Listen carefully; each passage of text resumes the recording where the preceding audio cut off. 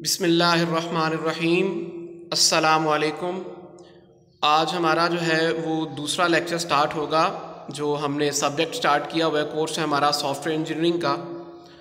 तो सबसे पहले तो हम देखते हैं कि हमने जो लास्ट लेक्चर में क्या चीज़ें पढ़ी थी, पहले हम वो देख लेते हैं, उसके बाद फिर हम नेक्स्ट लेक्चर की तरफ मूव करेंगे। तो लास्ट लेक्चर में हमने कवर अप किया था सॉफ्टवेयर को, फिर हमने देखा था इंजीनियरिंग क्या है, फिर हमने देखा कि सॉफ्टवेयर इंजीनियरिंग क्या चीज़ थी, फिर हमने जो है वो करैक्टरिस्टिक्स के ऊपर सारा एक्सप्लेन किया था इसको। उसके बाद देखा था कि कोई इंजीनियर अगर है और उसने कोई प्रॉब्लम को सॉल्व करना है तो वो किस तरह से सॉल्व आउट हो सकती है। फिर उसके बाद हमने कुछ प्रिंसिपल्स देखे थे सॉफ्टवेयर इंजीनियरिंग के। तो ये सारा था हमारा लास्ट लेक्चर। आज हम देखेंगे कि हमने आज वाले लेक्चर में क्या क्या चीज़ें पढ़नी है। तो वो हमने देखना है आज कि हमारे पास सॉफ्टवेयर फ्रेमवर्क क्या चीज़ है, सॉफ्टवेयर प्रोसेस मॉडल्स क्या हैं, वाटरफॉल मॉडल क्या है और एजाइल मॉडल हमारे पास क्या चीज़ है। तो इसको हम प्रॉपर तरीके के साथ एक्सप्लेन करेंगे वन बाय वन करके। सबसे पहले हम देखते हैं कि हमारे पास सॉफ्टवेयर फ्रेमवर्क के लिए पहले हमें एक चीज़ देखनी पड़ेगी कि व्हाट इज़ सॉफ्टवेयर प्रोसेस। हमने लास्ट लेक्चर में देखा था कि सॉफ्टवेयर प्रोडक्ट क्या है और सॉफ्टवेयर प्रोसेस क्या है। हमने देखा था किसी भी स्पेसिफिक टास्क को परफॉर्म करने के लिए जो सॉफ्टवेयर बनाया जाता है उसे हम कहते हैं कि ये हमारे पास सॉफ्टवेयर प्रोडक्ट है। जो सेट ऑफ इंस्ट्रक्शंस बनाई जाती हैं वो हमारे पास सॉफ्टवेयर प्रोडक्ट बनता है। तो उस सॉफ्टवेयर प्रोडक्ट को बनाने के लिए जिन जिन एक्टिविटीज़ को आप परफॉर्म करते हैं वो सारी की सारी सेट ऑफ एक्टिविटीज़ क्या कहलाती हैं, सॉफ्टवेयर प्रोसेस। अब अपने सॉफ्टवेयर प्रोसेस को अपनी जो है वो आपकी सॉफ्टवेयर एप्लीकेशन को डेवलप करने के लिए आप जो एक प्लेटफॉर्म प्रोवाइड करते हैं उस प्लेटफॉर्म को हम कहते हैं कि ये हमारे पास हमारा सॉफ्टवेयर फ्रेमवर्क है। आपने देखना है कि आपके पास ये आपको बेसिक फाउंडेशन प्रोवाइड करता है आपके सॉफ्टवेयर डेवलपर को कि वो किसी भी सॉफ्टवेयर को बिल्ड कर सके। तो ये था हमारे पास सॉफ्टवेयर फ्रेमवर्क। अब हम देखते हैं कि इसके अंदर हम किस तरह से एक्टिविटीज़ जो है वो परफॉर्म करते हैं। एक डायग्राम की सूरत में हम देखते हैं। ये देखिए हमारे पास ये सॉफ्टवेयर फ्रेमवर्क है। अब इसके अंदर क्या है, ये फ्रेमवर्क एक्टिविटीज़ के अंदर अगर आप जाएं तो आपको नज़र आता है सबसे पहले हम कोई ना कोई टास्क सेट करते हैं कि हमारे पास क्या टास्क जो है वो आ रहा है। फॉर एग्जाम्पल हमने एक टास्क सेलेक्ट किया कि हमने एक मैनेजमेंट सिस्टम बनाना है, तो ये हमारा टास्क जो है वो सेट हो गया। अब वो टास्क सेट के अंदर हम क्या क्या चीज़ें परफॉर्म करते हैं, ये टास्क हो गया। उसके बाद फिर हम देखते हैं अपना माइलस्टोन कि हमारे पास जो है वो कितना टाइम है, क्या ड्यूरेशन है, कितनी एस्टिमेशन के अंदर हमने इससे जो है वो वाइंड अप करना है। फॉर एग्जांपल हमने माइलस्टोन बनाया कि हमने जो है वो 2 महीने के अंदर अंदर जो है वो इसे कंप्लीट करना है। हमने जो है वो इसकी जो कॉस्ट हमारे पास आएगी तो वो हमारे पास इतनी कॉस्ट है जिसके अंदर अंदर हमने इन चीज़ों को कंप्लीट करना है। तो ये हम अपना माइलस्टोन जो है वो इसके अंदर पहले बनाते हैं। उसके बाद आपके पास आ जाती है software quality insurance, SQA points, यानी कि सॉफ्टवेयर क्वालिटी इंश्योरेंस, कि आप इसके अंदर देखते हैं कि आपकी जो क्वालिटी डिमांड कर रहा है आपका कस्टमर आपसे, वो आपने इसमें किस तरह से फुलफ़िल करनी है। उसको फुलफ़िल करने के लिए जो एक्टिविटीज़ परफॉर्म होती हैं वो हम देखते हैं इसके अंदर। उसके बाद आप देखते हैं नीचे सारी है अम्ब्रेला एक्टिविटीज़। ये ऐसी एक्टिविटीज़ होती हैं जो कि during the process back and पे चलती रहती हैं। इसे हम अभी जो है वो आगे जाकर तफसील से देखेंगे भी कौन सी ऐसी एक्टिविटीज़ हैं जिनको हम अम्ब्रेला एक्टिविटीज़ कहते हैं। आगे हमारे पास आ गया कि जेनेरिक प्रोसेस फ्रेमवर्क की एक्टिविटीज़ हमारे पास क्या क्या आ जाती हैं। तो ये 5 एक्टिविटीज़ हैं। आप किसी भी किस्म का फ्रेमवर्क इस्तेमाल कर रहे हैं, आपको ये बेसिक्स 5 एक्टिविटीज़ परफॉर्म करना होती हैं, जिसमें से सबसे हम देख रहे हैं कि कौन कौन सी 5 एक्टिविटीज़ हैं। ये हमारे पास आ गई कम्युनिकेशन, प्लानिंग, मॉडलिंग, कंस्ट्रक्शन और हमारे पास आ गई डिप्लॉयमेंट। अब हम देखते हैं कि हमारे पास जो है वो कम्युनिकेशन क्या चीज़ है। तो कम्युनिकेशन क्या है? The software development starts with the communication between the customer end developer. जब भी आपने सॉफ्टवेयर डेवलपमेंट शुरू करनी है तो सबसे पहले आपके कस्टमर से आपकी कम्युनिकेशन होनी है। डेवलपर ने कस्टमर से उसकी रिक्वायरमेंट्स पता करनी है,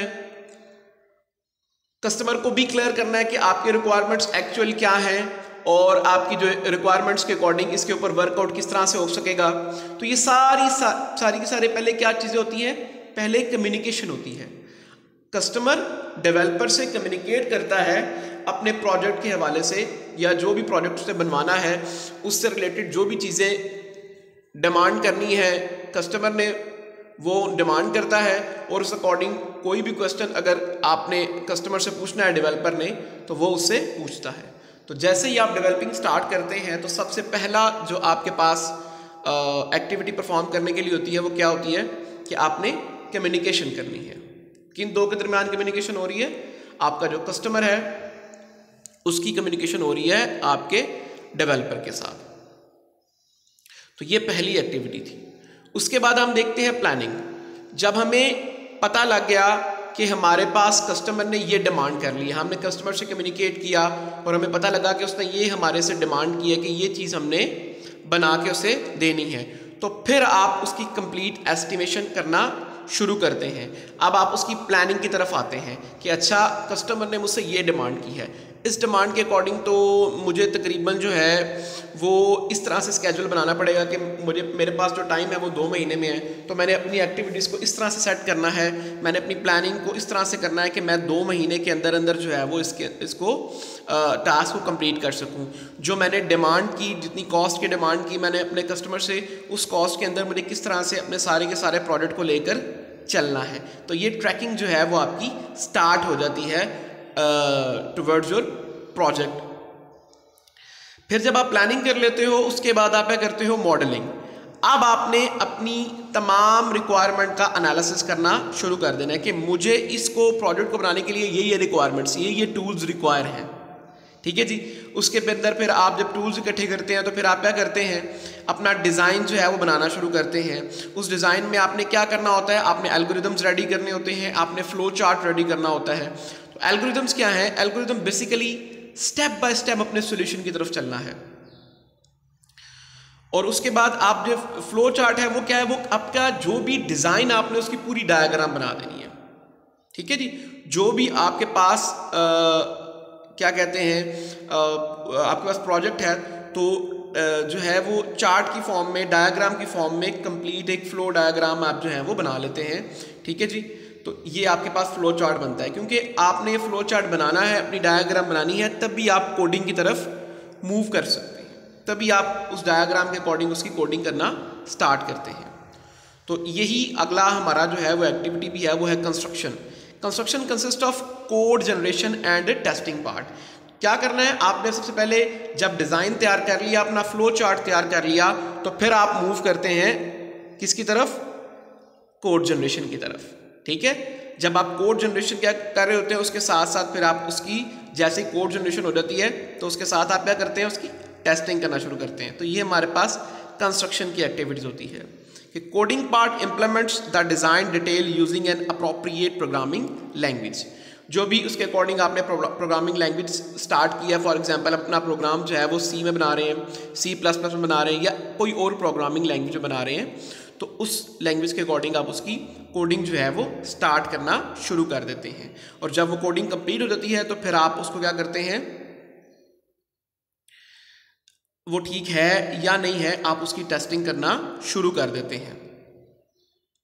जब आप टेस्टिंग करते हैं तो आपको पता लगना शुरू हो जाता है कि कहाँ कहाँ आपकी मिस्टेक्स आ रही हैं, और आप ये भी देख लेते हैं कि आया जो डिज़ायर्ड आउटपुट थी वो हमें मिल भी रही है कि नहीं मिल रही।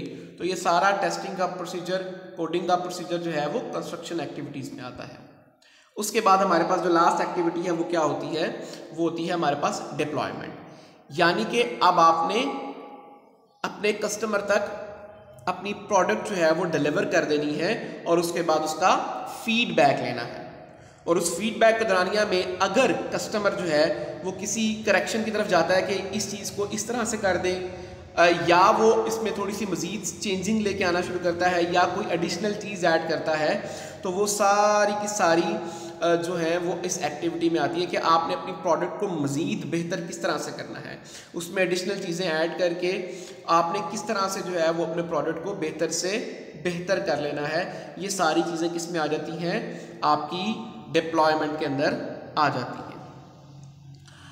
अब हम देखते हैं कि हमारे पास जो है वो हमने पहले देखा था अपने प्रोसेस फ्रेमवर्क के अंदर कि हमारे पास कुछ अम्ब्रेला एक्टिविटीज़ होती हैं। मैंने कहा कि अम्ब्रेला एक्टिविटीज़ ऐसी एक्टिविटीज़ होती हैं जो कि बैक एंड पे वर्कआउट करती हैं ड्यूरिंग सॉफ्टवेयर प्रोसेसिंग। अब इसमें क्या क्या एक्टिविटीज फॉर्म हो रही होती हैं, सॉफ्टवेयर प्रोजेक्ट ट्रैकिंग कंट्रोल हो रहा होता है, यानी कि आप देख रहे होते हैं वक्तन वक्तन अपने प्रोजेक्ट को कि आया वो अपने स्केड्यूल के अकॉर्डिंग चल रहा है कि नहीं चल रहा। जिस टाइम मैनेजमेंट में जो प्लानिंग मैंने की थी, आया उसी प्लानिंग के अकॉर्डिंग मेरा जो सॉफ्टवेयर है वो चलना शुरू हो रहा है कि नहीं। फिर आप देखते हैं रिस्क मैनेजमेंट, डिफरेंट किस्म के रिस्क आ सकते हैं ना जी, इंटरनल रिस्क भी आ सकता है, एक्सटर्नल रिस्क भी आ सकता है। इंटरनल वो जो आपका प्रोजेक्ट मैनेजर है उसे खुद कंट्रोल करता है, इस तरह से एक्सटर्नल रिस्क होता है। तो अपने रिस्क को आप कोशिश करते हैं जितना कम से कम कर सकें, ठीक है, उसे किया जाता है इस एक्टिविटी को परफॉर्म करके। इस तरह से सॉफ्टवेयर क्वालिटी एश्योरेंस देखी जाती है कि आप जो क्वालिटी देना चाह रहे थे आया वो उसी तरीके से वर्कआउट हो रही है, उस तरीके से इसके ऊपर जो है वो काम किया जा रहा है कि नहीं। फिर टेक्निकल रिव्यूज़ होते हैं, फिर उसके बाद मेजरमेंट्स की जाती हैं डिफरेंट तरीके के साथ, फिर सॉफ्टवेयर कॉन्फ़िगरेशन मैनेजमेंट होती है, फिर उसके बाद रीयूजेबिलिटी मैनेजमेंट, फिर work product preparation and production. तो ये डिफरेंट किस्म की एक्टिविटीज़ हैं जो कि बैक एंड पे वर्कआउट कर रही होती हैं, जिन्हें हम कहते हैं कि ये हमारे पास क्या है, अम्ब्रेला एक्टिविटीज़। इसके बाद हम देखते हैं कि जो हमारा नेक्स्ट टॉपिक था वो ये था कि software process model. Software process model क्या है? A software process model is a simplified representation of software process. Each model represents a process from a specific perspective. These generic models are abstractions of the process that can be used to explain different approaches to the software development. अब ये क्या है? ये basically आपकी जो simplest representation है आपके software process की, वो आपका मॉडल होता है। आपका मॉडल क्या कर रहा होता है? आपके सॉफ्टवेयर प्रोसेसिंग की रिप्रेजेंटेशन कर रहा होता है। किस तरह से रिप्रेजेंटेशन करता है कि डिफरेंट किस्म के जो है वो मॉडल्स मौजूद हैं, लाइक वाटरफॉल मॉडल है, लाइक आपके पास एजाइल मॉडल है, इंक्रीमेंटल मॉडल है, ठीक है जी, एवोल्यूशनरी मॉडल है। तो ये डिफरेंट किस्म के मॉडल हैं, हर एक का अपना पर्सपेक्टिव होता है, हर एक जो मॉडल है वो अपने तरीके से वर्कआउट कर रहा होता है, अपने तरीके से रिप्रेजेंटेशन दे रहा होता है। तो बेसिकली अगर हम बात करें जेनेरिक मॉडल्स की, तो इनके अंदर क्या होता है, बेसिकली ये एक खुलासा होते हैं। आप कोई भी कहानी पढ़ते हैं ना, तो उस कहानी का एक खुलासा आपके सामने जब आता है तो उस खुलासे को देखकर आप पूरी कहानी का अंदाज़ा लगा लेते हैं, आप पूरी कहानी की तरफ अप्रोच करना शुरू कर देते हैं कि अच्छा ये कहानी इस तरह से थी, ठीक है जी। तो यही बेसिकली सॉफ्टवेयर प्रोसेस मॉडल भी क्या है कि आपका वो जो आपका मॉडल है उसकी रिप्रेजेंटेशन कर रहा है, उसका खुलासा बयान कर रहा है कि ये बेसिकली जो है ना वो मेरा सॉफ्टवेयर प्रोसेस है। अब कोई भी सॉफ्टवेयर प्रोसेस आपने कोई भी मॉडल बनाया है, उसके अंदर ये एक्टिविटीज जो है वो इंक्लूड होती है। जिस तरह से सबसे पहले सॉफ्टवेयर स्पेसिफिकेशन, कि आपने अपनी जो है वो फंक्शनैलिटीज को देखना है कि क्या फंक्शनैलिटीज मेरे पास हैं, किन फंक्शनैलिटीज को मैंने अपनी इस्तेमाल करके अपनी रिक्वायरमेंट्स को कंप्लीट करना है, ठीक है जी। वो सारी की सारी रिक्वायरमेंट्स आपके सामने आती हैं, इसे हम कहते हैं सॉफ्टवेयर स्पेसिफिकेशन। फिर हम उसके बाद सॉफ्टवेयर डिज़ाइन एंड इम्प्लीमेंटेशन की तरफ जाते हैं। जिस तरह आप देखते हैं ना SDLC सिस्टम, आपका सॉफ्टवेयर डेवलपमेंट लाइफ साइकिल, कि स्टेप बाय स्टेप अपनी सारी चीज़ों को आप देखते हैं कि सबसे पहले आप जो है वो अपना एनालिसिस करते हैं, पहले प्रिलिमिनरी प्लान बनता है, फिर उसके बाद उसका एनालिसिस होता है, फिर डिज़ाइन किया जाता है, फिर उसके बाद आप उसकी जो है वो टेस्टिंग की तरफ आते हैं, वो उसके बाद फिर इम्प्लीमेंटेशन होती है, फिर उसके बाद उसकी मेंटेनेंस आती है। तो ये भी इसी तरीके के साथ आपको बता रहा है कि सबसे पहले आपने स्पेसिफिकेशन करनी है सॉफ्टवेयर की, यानी कि आपने अपनी फंक्शनैलिटीज़ को देखना है कि मेरे पास क्या क्या फंक्शनैलिटीज़ मौजूद होनी चाहिए इसको वर्कआउट करने के लिए। तो उसके बाद फिर आप देखते हैं कि उसका डिज़ाइन तैयार होता है, यानी कि उसका फ्लो चार्ट डिज़ाइन किया जाता है, उसके एल्गोरिथम्स बनाए जाते हैं, और उसके बाद जो है वो उसकी इम्प्लीमेंटेशन आती है।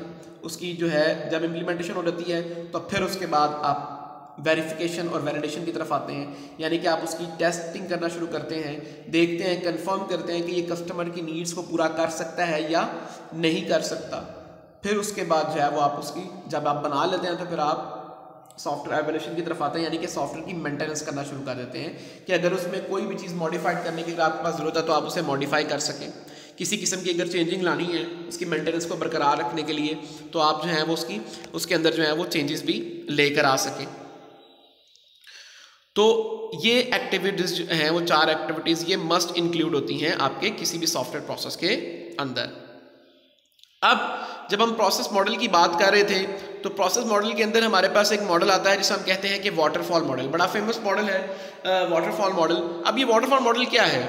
The waterfall model is a sequential approach where each fundamental activities of a process represented as a separate phase arrange in a linear order. कि आप इस तरह से हायरार्की नहीं बना लेते, आप स्टेप बाय स्टेप अपने प्रोसेस की तरफ अप्रोच करते हैं। हर जो आपका फेज़ है वो सेपरेट होता है, और क्या करते हैं, दूसरा फेज़ जो है वो तभी स्टार्ट होता है जब आप पहला फेज़ कंप्लीट कर लेते हैं। वाटरफॉल मॉडल में आपने एक और चीज़ का ध्यान भी रखना होता है कि आपने अपनी वर्किंग करने से पहले तमाम प्लानिंग, तमाम स्केड्यूल्स रेडी कर लिए होते हैं, जिसे हम कहते हैं कि प्लान ड्रिवन प्रोसेस। यानी कि आपने क्या करना है, आपने जो भी अपनी एक्टिविटीज़ परफॉर्म करनी है वो जो देखनी है उन सारी एक्टिविटीज़ को प्लान आपने कर लेना है बिफोर स्टार्टिंग योर वर्क। अब वाटरफॉल मॉडल की सिंपल सी एग्जांपल अगर देखिए तो वो क्या है कि आपने सबसे पहले मैं आपको बल्कि डायग्राम के थ्रू से बताता हूँ कि सबसे पहले आपने क्या करना है। ये देखिए आपके सामने आई, सबसे पहले आपने अपनी रिक्वायरमेंट्स बनानी है कि आपके पास ये रिक्वायरमेंट्स होनी चाहिए। ये आपने देखना है कि इसके लिए मुझे मतलब जो भी आपके पास प्रोडक्ट आया, जो भी टास्क आया, उसके लिए क्या क्या रिक्वायरमेंट आपके पास है, अपने रिक्वायरमेंट्स को डिफाइन करना है। फिर उसके बाद आपने जो है वो अपने सिस्टम की डिज़ाइनिंग की तरफ जाना है।